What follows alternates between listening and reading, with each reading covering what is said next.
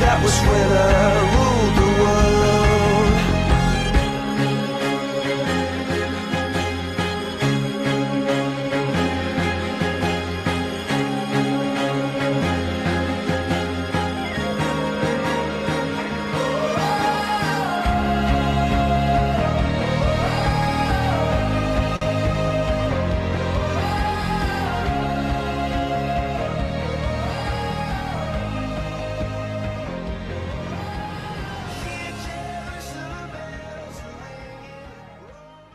You want something special to do?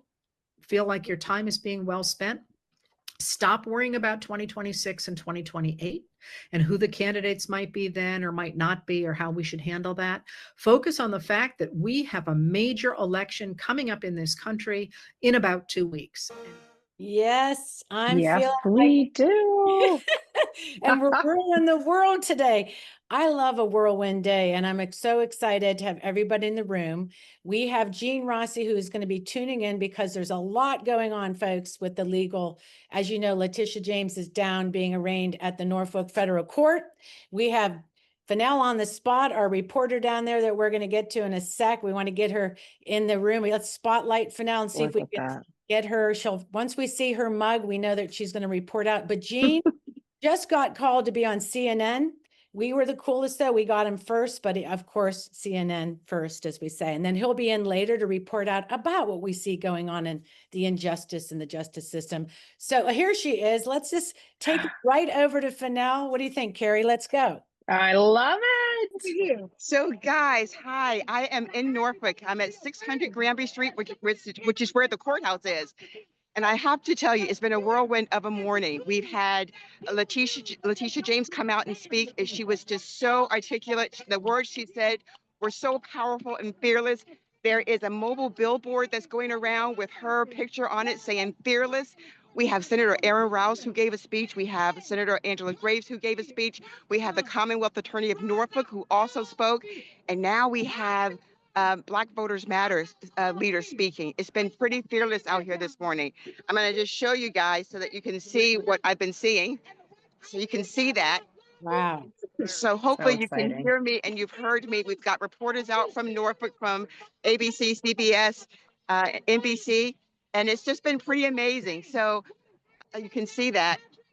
But it's been a pretty amazing morning. So if I can get someone else to speak up, I'll let you guys know. But yeah, I'm so glad that you were able to join me to see this. So now let me just so cool. real quick, and I just want to get your opinion here, how this came about. Why are people standing out there, and how are, where's that energy coming from? If you can get away from the crowd and talk to us. Go ahead. Go ahead. Good to see you. Yeah, so that was just the chair of the City of Virginia Beach Democratic Committee. But here's why I'm here. So let me just turn around so you can see me. 1 second, moves a little slow. Okay. So what's happened is, as you all know, because of the vindictive president of the United States that we have, he is on a tour of retribution. And Letitia Ann James, who prosecuted him in New York, has been indicted. And today she was arraigned at 10:45 this morning. So these are folks gathered out here to protest and to stand up for Letitia Ann James. And so there's been, as I said, about 100, 150 people out here, and they are angry, but they are also joyful in the support that they're giving to Attorney General Letitia James. So that's why I'm out here this morning. Well, it came from the people. You are really, people are outraged. People are standing up for the NAACP. I thought you said you had Randy Weingart there. Yes, I did. I have an interview that I'll share with you guys later of Randy Weingart, who's out here. She's a good friend of Letitia James. Gayleen Norton, of course, is leading the NAACP out here. We have the chair of the Norfolk Democratic Committee who's out here. There are lots of politicians, as I said, Senator Angela Grace, Senator Aaron Rouse. They're out here to support Letitia Ann James. So it's been a really good crowd of folks that have been out here in Norfolk, who've driven, some of them, for miles in order to support Letitia James. I love it. I love it. Well, thank you. That's so great. Well, stay tuned. Yeah, Cova Coalition set up a rapid response team to get the word out last night and this morning to let as many people know as possible to get out there and show their support at the Norfolk Federal Courthouse. That's Yeah. so fantastic. And I'm so glad you got to go. I had to work. I couldn't Well, go. I would say that the strength of what we're in the power chat, just talking this up, because the strength of the grassroots, because I see Chris Lemenstrel here. He is from Democracy Forward. I think I'm saying it right, Chris. You know, my mind's going 100 miles per hour. And we're going to be talking about Virginia's redistricting. And you saw the news drop, Carrie. They are going at it. They are saying we got to do this before the election to take the vote on redistricting. Right? Yeah, I think well, I mean, Democrats keep acting shocked that Republicans are not following the rules. So it's probably time that we start playing the game that they do. I mean, they've been playing this game and doing it, and nobody feels really good about it. No one feels good about it, but we're going to have to do it because that's what they're doing. Well, I think a lot of people may feel good about it, right? Because we're worried we see this happening. So Chris will be with us in the after chat to really talk more, because what we're going to do is do some calls to action on this. I think in the middle of the election season, in my mind's always on how do we garnish this about our people to win and vote? What is at stake here? When we see Letitia being prosecuted, we see that, the Attorney General Mayeris not doing anything about that. His Republican colleagues being fired by this administration. So I think I think between the redistricting with the House of Delegates and how important that is, yes. and then the states fighting Trump back shows you how important the AG race is and the governor. We've all known this, but I think people are starting to wake up to that. I'm hoping that like Gen Pop, not those of us who are on the call and reading the news all the time. I think that they're starting to wake up at how important this is, and I think that I'm so glad that people are starting to pay attention to the fact that this is just an important race here in 2 weeks. You are so right. And I think after the destruction of the East Wing, after that, after the No Kings, little baby tyrant, had a tantrum. And it's really scary to show you what he's capable of. No planning, no anything, just tore the whole building down. He is a lunatic. And I think that, that I think did it for a lot of people going, oh my God, this is crazy. So, and right. I think yeah, absolutely. But I do think that we have to remember that yes. while we're so upset about the administrative overreach, we're so upset about him tearing down the walls and all of Yes. that we have to keep reframing this to the economic message that's really resonating with people. We have to keep reframing it. So however you can reframe that to your friends, that this reconstruction of the East Wing, which was not necessary, is a colossal waste of billions of dollars. Just keep spinning it that way, that this administrative power grab is actually robbing us of representation. That's important. But then turning that around. Why is that important? Because our representatives are the ones who know about our economic situation. They cannot represent our interests when our representation is taken away. We have to keep spinning it toward economics so that will really resonate to people. It's damn true. We have people out of work, and Glenn Youngkin's over there, the governor right now in Virginia, we're going to get rid of, is over there acting like, oh, he's bringing food to everybody. You've taken the food out of people's mouths. Terrible. So just shut your trap, as I would just want to say. I want to make sure we get our show started, because I see that maybe Gene came in the room. If we made him a co-host, what I want to do is open the show, and then maybe we'll report out with Gene. So welcome, everybody. You're on Network Nova's Live Friday Power Lunch. So great to see you in the room. We are on episode 38. It's a Formidable Allies Building Power with Gen Z. And in the room, we have Gene Rossi, legal pundit. Go Gene. He is a favorite of the Friday Power Lunch. Michelle and Macy Ward, mom and daughter, intergenerational activists. And we're going to be talking about Gen Z and how we can really build power together, understand each other. We're going to love it. I'm so excited to have Roanoke in the room. Roanoke Indivisible, long-term friends, at least of the Friday of Network Nova, is our power building in Roanoke with Delegate Sam Rasool. And I'm so grateful to have Maria Collins in the room. She's an organizer with Roanoke Indivisible. They were on the Rachel Maddow show as well as Cova Coalition. And lastly, Delegate Darius Clark from HD 84, Gen Z elected. What happens when you get power as a Gen Z? I can't wait to figure all that out. So can we go to Gene and bring him up? And let me pretend like we're on CNN. How you doing, Gene? Doing well. I'm speaking with you all. It's better here than CNN. We have bigger reach, You are better than CNN. I was enjoying Carrie's comments. Carrie, I couldn't agree with you more. That's why Bill Clinton was a superb politician. He always brought it home to economics and putting food on your table. And you are absolutely right. Yes. Of course she Can is. you say that several more times, Gene? I appreciate it. I'll say it You're one more. You are right. absolutely right. We'll say it again. So absolutely. Well, you're with smart women, and I know that's why you like to come on the show. So let's do some hot Italian takes from Gene Rossi. I know, when we talk about mob bosses, we're real familiar at what that structure looks like. Let's talk about what's going on with this administration and the corruption that you're seeing as a former prosecutor at the federal level.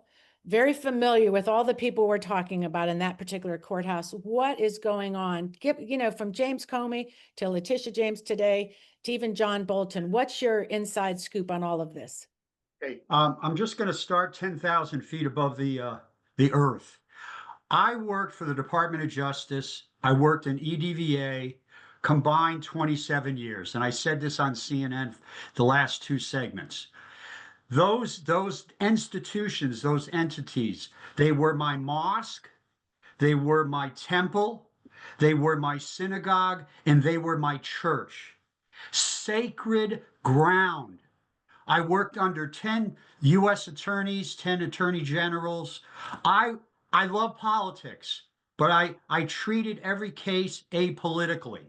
The sad thing about today is when you have three of your personal criminal defense attorneys running the Department of Justice, bad things happen.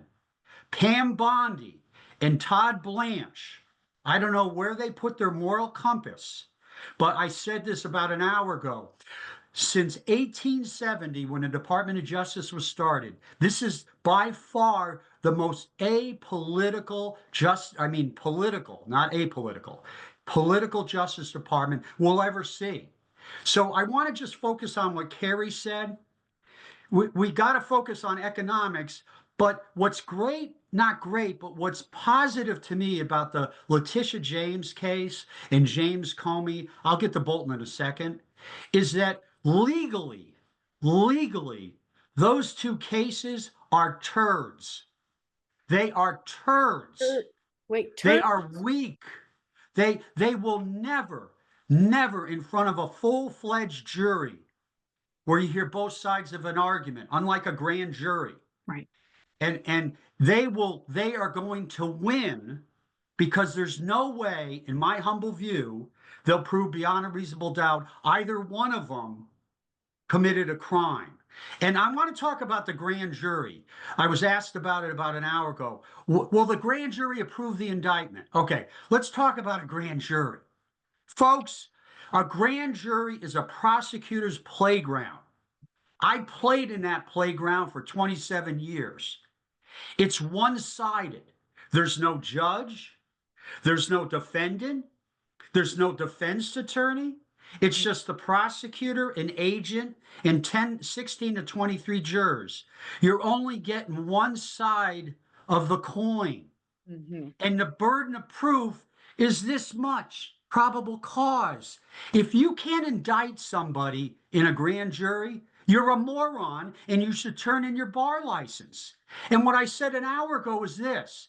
There's that statement that you can indict a ham sandwich. Well, I said about Letitia James' indictment, what we have is 2 pieces of white bread, some mayo, some nice mustard. There's not even ham. Her case is the weakest mortgage fraud case I have ever seen. We're talking about loss to the government of $1,400. Are you kidding me? So here's the good news legally. We don't have to go to the mat and attack anybody or do anything crazy. Legally, there is a great argument for selective and vindictive for both of them. And there's a phenomenally good argument that Lindsay Halligan, who is a disgrace, that she was appointed illegally. What does that mean? When she signed the indictment herself, she didn't have the power to do that. That's a powerful legal argument. And this all occurs before you get to trial, where Right. I would be embarrassed to present these cases. Well, Gene, I want to make sure that we're mindful of the time. I'm sorry. I'm No, sorry. no, I'm it's not sorry. you. No, no, no, no. Don't feel like that. We're just trying to make sure if you can stay with us, but just wrap your last Stay. thoughts up on that in the sense of when we say about the justice system and what, just those last words on how much, how important this, that it's really weaponized now. I mean, this is, Yeah, demonstrating the vindictiveness of it and how yes, we can put that in our own words. I'll try to do this in 30 seconds. I'm having breakfast tomorrow with someone who's in the U.S. Attorney's office in Alexandria. I won't mention her or his name. He's a dear friend of mine. We're gonna have like let the healing begin. All right. And he's probably at risk even meeting with me. But the morale in the Department of Justice in EDVA, that's less than a mile from where I'm sitting, the morale is so low, it's disgraceful. Career people with 20, 30, 40 years of experience are resigning or yes. they're getting fired. That just tears apart the morale, the esprit de corps, the sense of justice that I experienced for my 27 years. It was a beautiful thing. That's why I call it my temple. And they took this sacred ground, and if they're Right. not tearing it down like the East Wing, they're tearing it down figuratively. The Right. Department of Justice is in shambles. No, that's really scary. And I'm thinking too, when we lose good people on the inside, that makes me even more nervous when people leave or then it's like, what is left? But I'm going to leave you with this. I love you, Gene. I Love love you. you that you make time for us. That's really important. We're the people in here doing the work. So it's really great to hear from you. Stick around and maybe we can circle back later, but we understand you're busy and Stick around. probably we'll I'm see you sticking around. get us on MSN. We'll see you later, Gene. Thank you for being here. Thank I'll you stay so on. much, I'll Gene. stay on. It's always so great. Isn't Always it? so great to hear his perspective.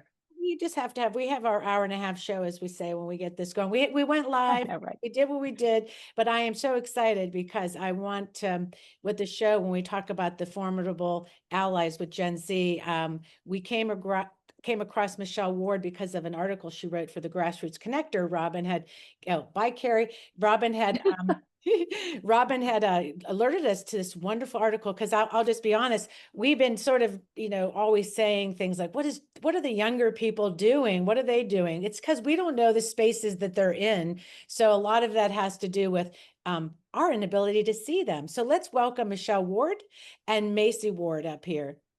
Hello, let's get everybody in, mom and daughter team. Hi there. Thank you for having me. Hey, so good to see you guys. Let's start. Michelle, introduce yourself, and then we'll go over to Macy just real quick because I got to fix.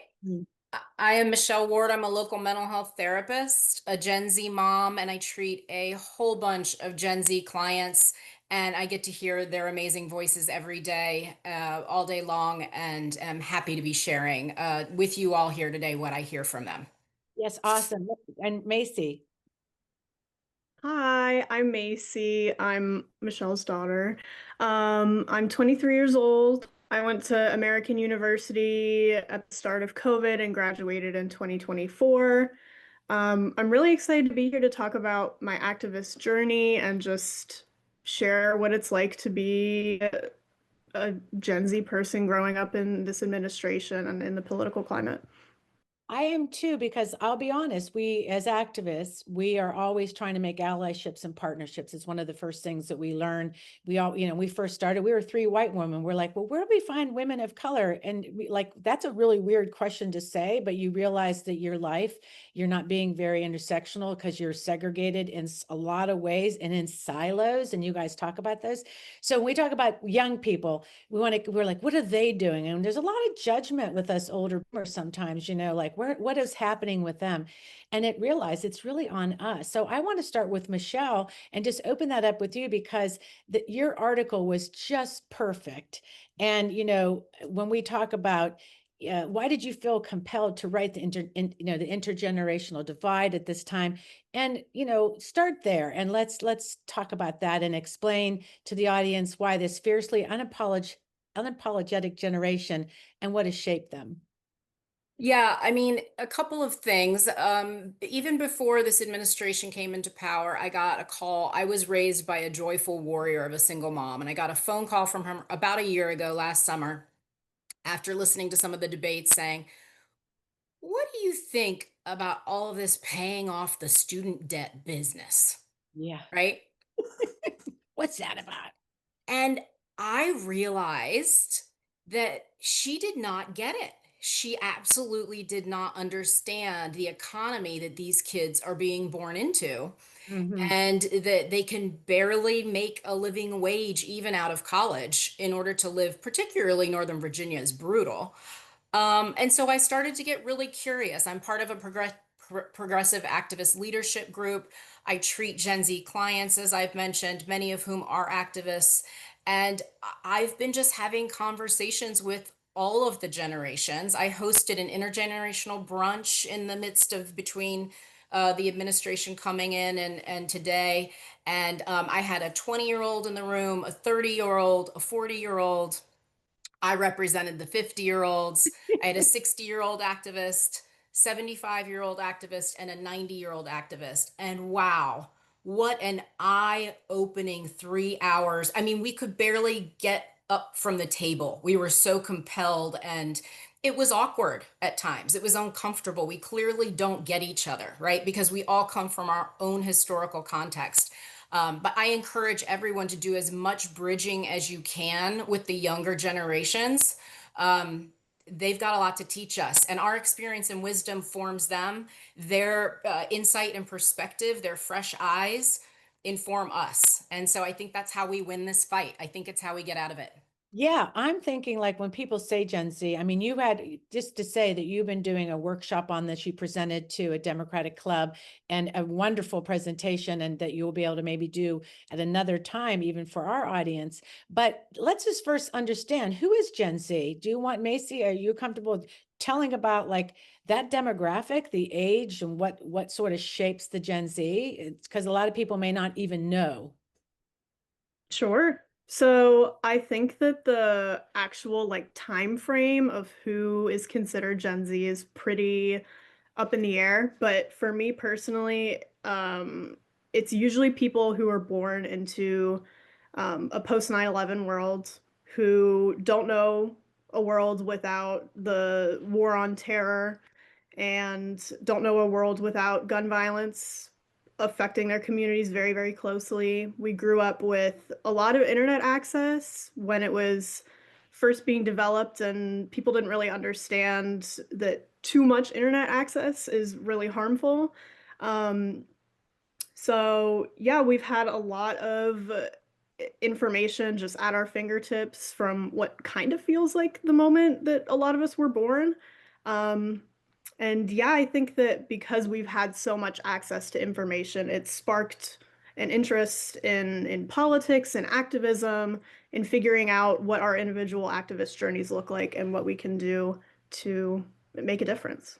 And what is the year, what is the year frame for that? And the year, So yeah, Gen Z is technically considered 1997 to 2012. okay. So they're currently 13 to 28 years old.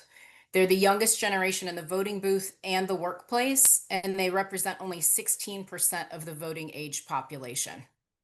Yeah, well, let's, since a lot of your information, that background, I found so compelling about what sets this particular demographic apart. So, Michelle, talk a little bit about that, what you found. We talked about a lot of interesting things, like even what Macy just said, what shaped her views, and then this actually shapes the activism.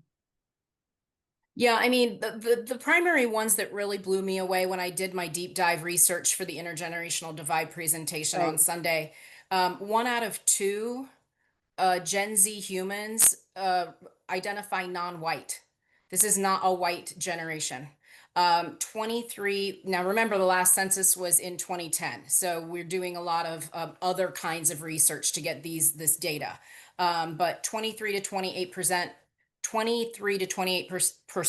present LGBTQ plus, and approximately 4% identify as transgender or gender nonconforming. So Gen Z does not consider identity a fringe issue, like the centrist Democrats call it.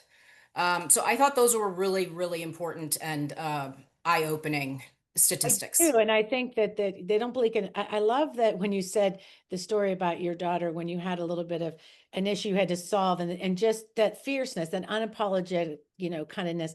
I love that what you said about what you loved about your daughter. Yeah, I mean, these guys show up at our dinner table and school us every day. Like being in a pandemic together where Black Lives Matter and Me Too and all of these things were going down. And we all four were, I have two great Gen Z kids. We all four were in our house together having these really important conversations over the dinner table. They do unapologetically use their voices. And I do think being born digital natives Yes. kind of teaches them that, right? That they are okay to say what they think and feel openly, even if no one's asking the right questions sometimes. That's really interesting. So Macy, over to you. When we talked about like how you do participate and some of those challenges in your Gen Z generation, talk a little bit about that. Like, how are you showing up? I know one article I read, it talked about just this really the bridge, this digital use, that the value of how you just enter this space. Even in this last protest, that how you're able to really use that in such a powerful way. You see it on TikTok, you see it on the dances that are just energized a lot of us. So talk about how are you showing up, and why aren't we saying, what's the matter with us? We need to see you more and understand it.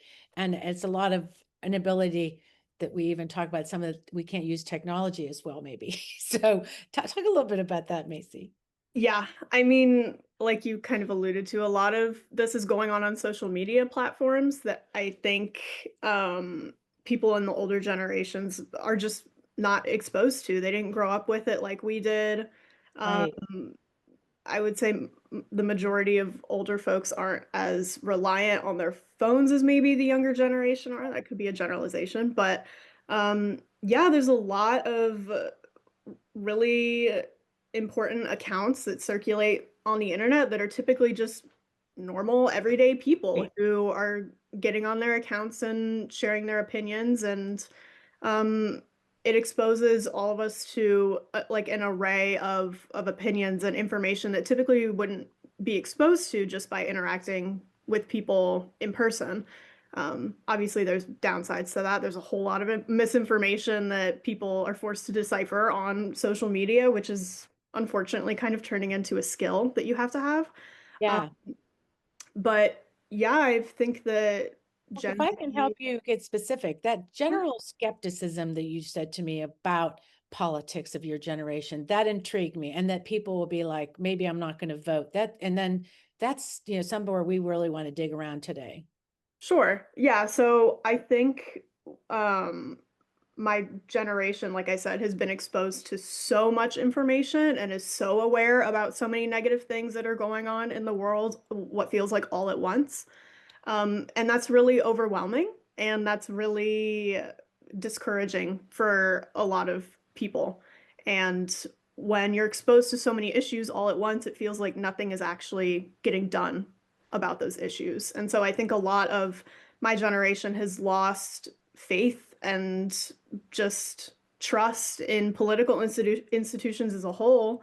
And unfortunately, for a lot of people, that means not voting, which is challenging, especially with the importance of local elections and how those have the power to directly affect every single person in our community. So Now we know, well, with Michelle being mom, that part of you understand. Not all your peers may be there yet, and that's why your voice is so important. We see Nadarius Clark, who's coming up next, ran for office and is elected. So there is a powerful force where we see you guys will be the next generation of leaders.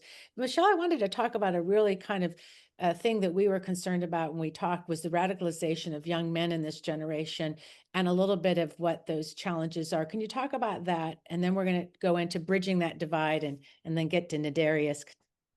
Happy to. So what we're seeing, and again, we don't have census information, but in this last election in particular, it sounds like the young men of Gen Z are being pretty significantly radicalized.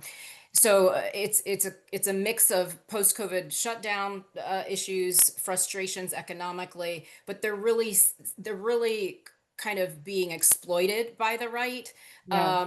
because the left is obviously raising marginalized voices. So minorities and minority needs are being paid attention to, and the left is seen as shunning traditional masculinity, and the right is seen as embracing it. And so there's this countless number of influencers and podcasters, and including the president, who are flagrantly validating, fomenting, and exploiting into these young men who don't have the experience, knowledge, or wisdom to know how they're being taken advantage of.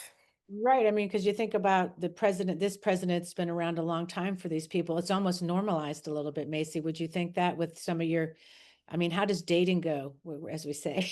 How's that? I don't know how dating goes. But yeah, it's very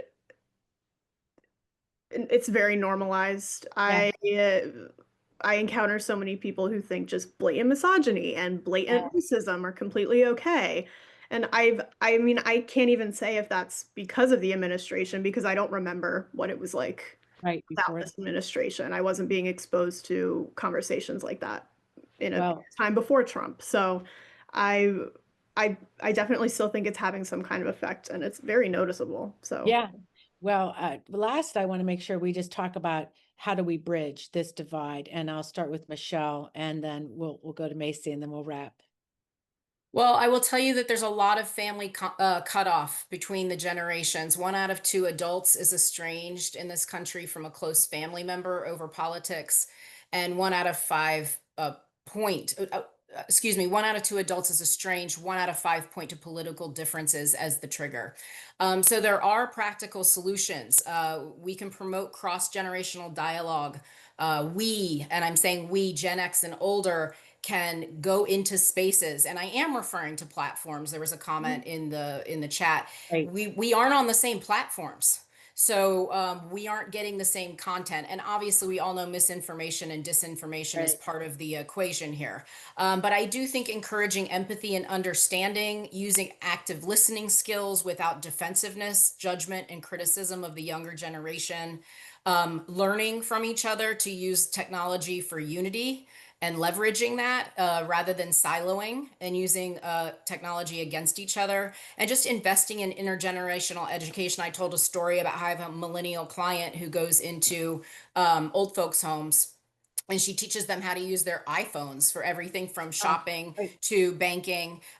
We benefit from younger people teaching the older generations, and the experience of the older generations bridging with these young Yeah. kids who really need our support. We have the resources, they do not. It's interesting because it reminds me, Macy, when we think about how families were a long time ago, people were all raised in the same household. So you have that generational people in your household, and we just don't live like that anymore. And the thought that we sort of divide people in these weird kind of generations is also very interesting. So in the sense of how we work with you, what would you like to see, and how can we do that? And let's bring Carrie up in the conversation, because we're going to I'm so excited for Nadarius to get to talk about the elected side of this.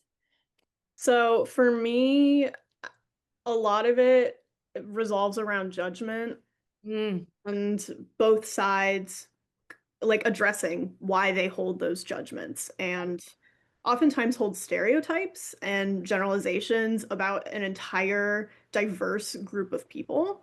For the older generation, that looks like, not judging sexual identities, like personal expressions of fashion and all of that, and then judging someone based entirely off of that and claiming that they cannot possibly be educated about politics based on superficial things like that. Right. So, and then I think for my generation, it looks like not writing off old generations as obsolete or outdated, because there's a lot of wisdom that I think we need to be learning about political and historical cycles that we're stuck in, that older generations have directly experienced. So I'm hoping moving forward, and given the very tumultuous political climate, that we can let go of some of our judgments surrounding age, surrounding generational labels and just come together in whatever ways possible. I love it. So I hope you can stay in the after chat. I think our audience, we can go deeper, and we do have some great opportunities to work with Michelle on different levels. She does a really great thing around resiliency workshops. So thank you, Michelle and Macy. Happy to be here. Thank you. Mother and Yeah, daughter, ZZ, we'll get over to Carrie and let you rock and roll. great. We'll just go right into getting Nadarius up here, and we're excited. I always find it so interesting to talk about generational generalizations, because I'm Gen X. I'm the smallest generation out there. Kind of sucks. Got a lot. I'm on the boom. with I'm on the Gen Zs. boomer. I'm not quite. I'm right on the cusp of boomer and whatever. So I'm a little bit of everything. Great to see you, Nadarius. I'll let you guys get at it. We got a cusper. We got someone right on the cusp here, because Delegate Clark, he's kind of riding the Gen Z millennial. You're kind of right on the cusp there, Delegate Clark. Yeah, thanks I'm for being here. Right there, 1995. So I'm like right on the cusp. Right in the middle. Well, let's get to it. So we welcome you to the Friday Power Lunch. You're our millennial man of the moment, or maybe you're our Gen Z zeitgeist. I don't know what you are, but you're kind of right in the middle. So we're glad you're here. But you were the youngest Democrat ever elected to the House of Delegates, and you get asked about that a lot. But before we talk about that, because I do not want it to get lost, you are an exceptionally effective legislator. You have been standing up for the working class. You have supported legislation to help working folks, and you are tireless. And I don't want that to get overshadowed with our conversation about how old you are. So I want to start with that. So thank you. Awesome. Well, thanks for having me, Carrie. And thanks to the Friday Power Lunch for having me. It's always a good time to be here and talk about what's happening, in our community. So I just, I was excited to have the opportunity to come back again and talk with you all. Wonderful. Well, tell us a little bit about how you got started. And I'd really like to know about who encouraged you. We're talking about bridging the divide, and encouraging young people is important. So tell us a little bit about that. Yeah, so I'll just go back to how I got started in activism and advocacy. And that was back in 2016. I was still in undergrad at Virginia Union University. That's why I got my maroon and gray colors in the background. Those are my high school colors and my college colors. So I just took them to the campaign trail. But while I was at Virginia Union University, sadly, we saw some of the ugliness in our society, what happened in Charlottesville, when sadly people was getting ran over with vehicles. And then sadly, folks came to Richmond and protested and paraded up and down Monument Avenue. And my college actually went on lockdown because of that. It was a hate group right on Monument Avenue, marching up and down the street. And from there, I was able to co-found a social justice organization on campus. We got to learn how to lobby, how to rally. We even got to meet with some of the 1968 sanitation workers that went on strike with Dr. King back in the day. We got to learn firsthand from them how to build community, how to lead, boycotts, and how to really advocate and fight for your community. And from there, I learned how to lobby. I lobbied in DC for Medicare and Medicare expansion. Sadly, we know the federal government is trying to undo all of that hard work. And here in Virginia, we're looking to lose 300,000 people losing their health care. And sadly, one of those 6 hospitals that is threatening to shut down is right here in my district. So this is a personal hit for me in the 84th district. But from there, after I graduated, my senior year in college, I got the opportunity to work for Senator Tim Kaine, America's dad, as we like to call him. And I got to work with him down in Hampton Roads as a field organizer for the city of Chesapeake and Portsmouth, and also working for Congressman Scott. And then from there, I worked on about 12.5 campaigns and nonprofits. And then I finally said, let me look at who represents me, and more importantly, how do they vote? Because so many times, we go to Richmond, we have a really short session, and we're voting on about 1,000 bills in one session. And sometimes, that get lost in translation. So I wanted to make sure that, my representative was voting accordingly to his district. And sadly, he wasn't. I had ran against a 3-term incumbent. He had plenty of money, plenty of name recognition, but, we went out there in the community. We knocked 20,000 doors in that primary, and we won that election by just over 250 votes. So when they say you brought that young energy, definitely, you brought that young energy. Yeah, well, I was 25 when I ran, and I was 26 when I won. That's fantastic. That's fantastic. So, and you were the first Black representative for your district, right? Yeah. Yeah, so that's super important in terms of representation for Portsmouth and parts of Suffolk. So you don't shy away from your age, right? And along the bottom of your website, I thought this was fantastic. You have a feature that says, "Our delegate does our delegate represent us? Like, are they like us?" And I think it's cool. It says, "Do our delegates represent us?" And you have that little design. Tell us about that and why it's so important to educate people about this, the diversity of age as well as race in the House of Delegates. Yeah, definitely. That's something we done had on the website for a couple years now, and it's so cool to see that data because it really shows you in real time, you know, the age, the race, the makeup of the General Assembly, and then how the makeup of Virginia, the Commonwealth, is, and see, and if that is reflected in our halls, in the House or in the Senate. And sadly, it's not. You know, I'm still the youngest person in the General Assembly for the last 4 years. I'm glad to be there, but I do want some other young folks to come in and take the torch as well. But we are getting some younger people running as well. Delegate Henson, Delegate LaVere Bowling, Delegate Cole, Delegate McClure. They're all in their 30s with me. So we got a few 30-year-olds in the House. But we no longer have any 20-year-olds. I turned 30 this year, so I was the last of the 20-year-olds in the House. But it's so important, you know, definitely when we're talking about I serve on communications technology and innovation. A lot of times we're talking about AI, we're talking about social media. And the generation that is affected the most around social media is young people, is that Gen Z, is the millennials. Learning about, you know, the mental health, the anxiety, you know, the things that it's causing on young people. And we haven't properly legislated around it. We haven't properly held, you know, the social media companies accountable. And now that we see AI is coming around, we haven't even started, you know, legislating around AI. And you know, Trump tried to get it in this big, beautiful bill where he was going to ban states from allowing us to do any type of legislation around AI. Luckily, that part came back out of the bill, but we're still so far behind with making sure that, you know, AI and coding that folks are held accountable. Because sadly, So when oh, go ahead. So sorry. Well, I just want to get to a couple more questions. So when you are in those spaces and you are not surrounded by people your age and younger, what are you doing to bring those voices into that space? For example, in one of those hearings? Yeah, definitely. I pride myself every year. This year, we beat the number. We brought over 250 students to the Capitol this year. From every single one of my high schools got to visit the Capitol within the 84th district. So that's 5 high schools that we were able to bring to the Capitol. And we even brought some high schools outside of my district.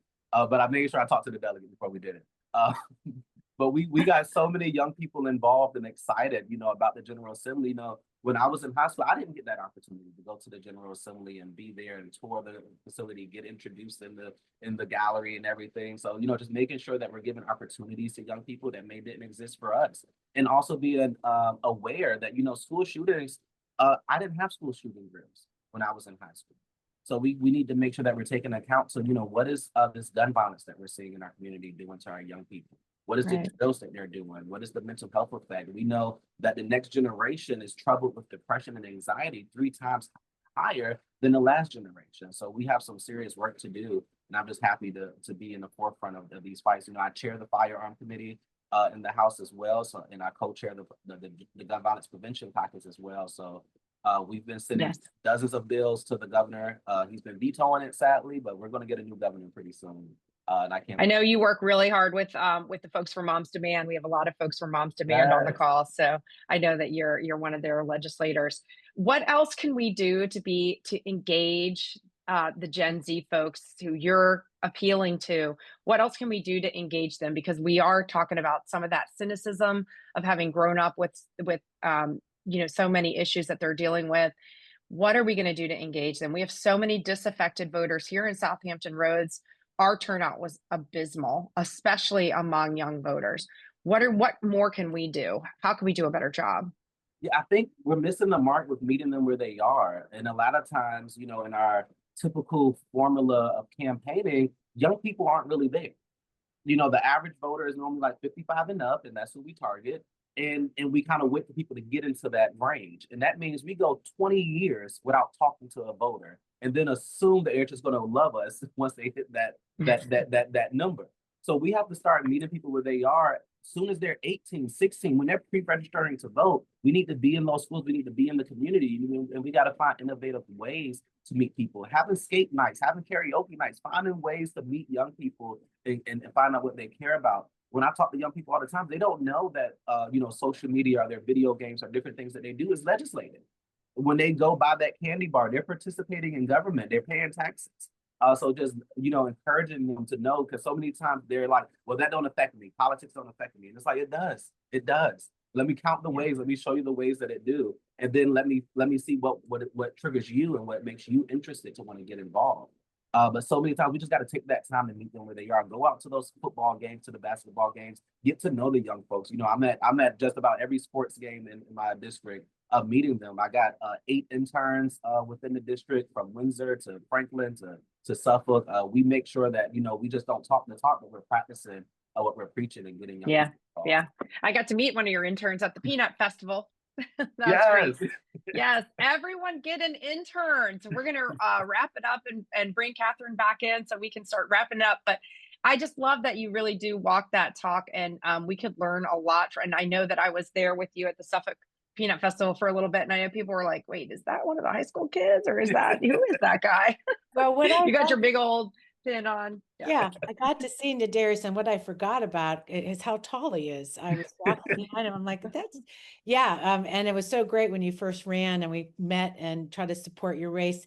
And I hope if you could stay around a little bit, that'd be great for Macy and you. I think that what we see about inspiring Gen Z to run, and I know you know David Hogue and all his work around supporting leaders, and that's the things we have to do. So thank you for being here, because we're real excited to start our next segment, where Carrie is going to talk about leadership around the No Kings. We have Maria Collins here from Indivisible Roanoke. So thank you, Nadarius. Thank you. Thank you, Delegate Clark. Yeah, let's just call up Maria right away. I once met a girl named Maria, and there she is. How are you, Maria?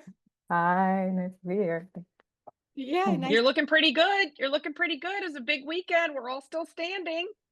Yeah, we had a great time. We had the highest turnout yet for our location, maybe 4,000 folks, which I think is about double what we had previously in our 2 MAGA represented district. Wow. Yeah, you were up against some red headwinds putting your event together. We did not face that many headwinds putting ours together here in Virginia Beach. Although we like to think of Virginia Beach as purple, they're recovering. We're trying to get them closer to blue, which is a big reason why COVA Coalition worked with our ally groups, with Move On and Freedom Virginia, to bring it to Virginia Beach, because we feel like we really need to reach them and show them that it's okay to use their voices. I don't know if you felt like that was a big part of your event. Yeah, I think so. I think we are very conscious of where we are, and keeping a nonpartisan stance that invites folks in while still being unapologetic about what we actually want to see, right? We're really focused on building people power that can win material change where we are, not just opposing the administration. And frankly, the current system isn't representing voters on any end of the political spectrum, right? We're kind of gearing up for a data center fight in a county nearby, which, voted up and down the ticket for people who are supporting these data centers, even though they're worried about their water, their electricity, the same way we are in Roanoke. So yeah, we are really focused on the issues and trying to bring people in no matter who they're voting for. Yeah, I'm wondering, in Virginia Beach, we saw a lot more young people and people of color. And I kept kind of joking around. I said, these are people that we've never met. Like, they're not the same young and people of color, young people and people of color always show up. These are people I had never met. Friends, we had so many young people out there. How about you guys in Roanoke? What did you see? Yeah, we had more. We still skew a little older, I'll admit it, but this particular rally was right next to a playground, so we had lots of families with their young kids playing on the playground. We had folks with signs along the road in another area of the park. So we had something for everybody, lots of people in their animal costumes. I think definitely the most diverse yet. Yeah, the costumes were really great. That kind of, I knew they were coming. We were encouraging people to bring their costumes, but I'm so glad you mentioned like the nonpartisan aspect of it. we really were focusing on the democracy, the Constitution, and the whole No Kings thing kind of gives you a good setup to talk about good old-fashioned civics.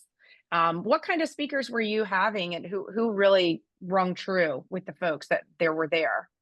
Yeah, I will say, actually veered a little bit from our nonpartisan stance this time, and we had some candidates. So we have a really Mhm. important school board race happening, where once again, to the point of like material changes in people's lives, like there has been a crackdown in our local school board that is harming kids in schools.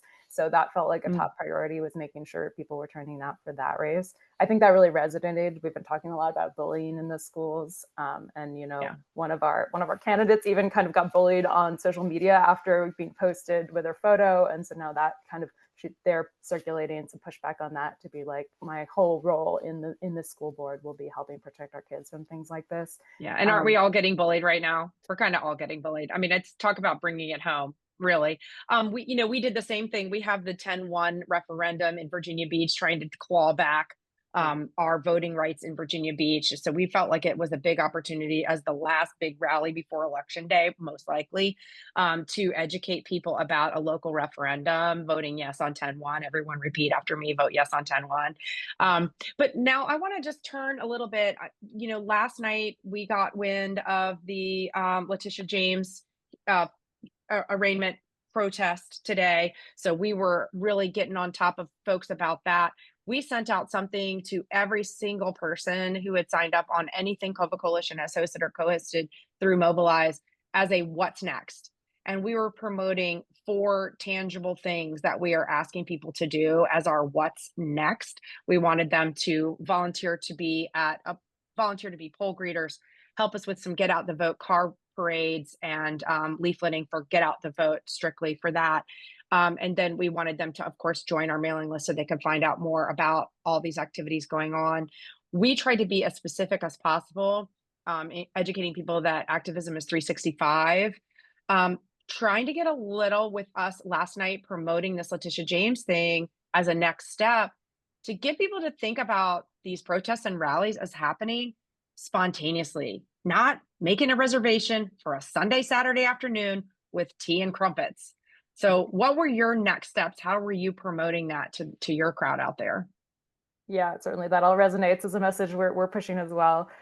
Post No Kings, well, at the event, we had a lot of tabling organizations. So we are also always saying the work happens between these rallies. It happens by being in community with others who are willing to work to make change.